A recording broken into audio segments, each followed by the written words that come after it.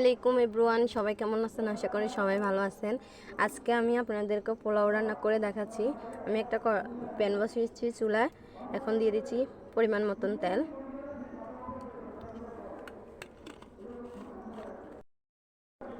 তেলটা একটু হালকা গরম হয়েছে, আমি কিছু এখানে তেজপাতাকে মাঝখান থেকে ছেড়ে নিচ্ছি।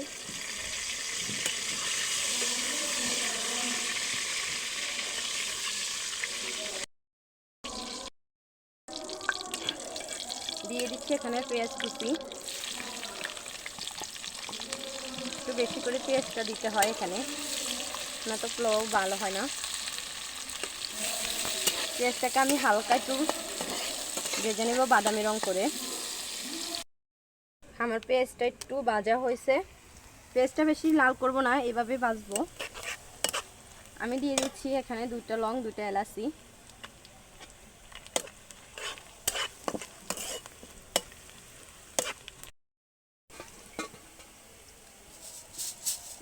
দিয়ে দিচ্ছি ধুয়ে রাখা পোলাও চাল, ওগুলোকে এটার উপর ভাজবো তেলের উপর।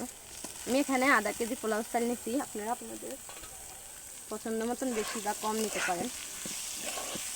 আমি অল্প রান্না করবো সেজন্য অল্প নিচ্ছি এখানে। এগুলোকে ভালো করে ভেজে নেব।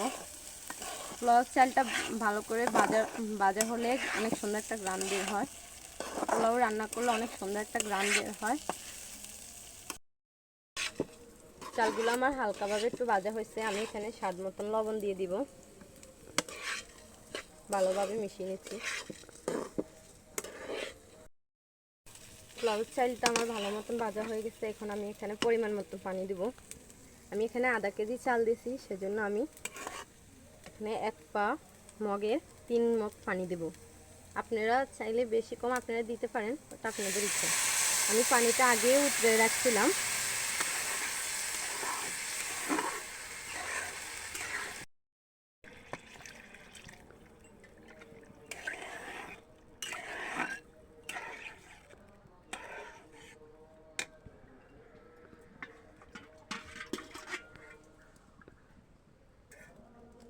পানিটাকে আমি আগে গ্যাসের চুলাতে গরম করে নিয়ে আসছিলাম। দেখেন এই পানিতে কিন্তু আমার পোলাওটা, এখানে ঢাকনা দিয়ে ঢেকে দিব এখন কিছুক্ষণের জন্য।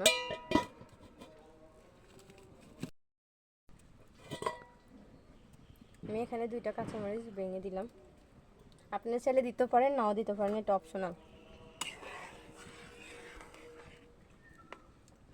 ভালো মতন হওয়া পর্যন্ত আমি অপেক্ষা করব।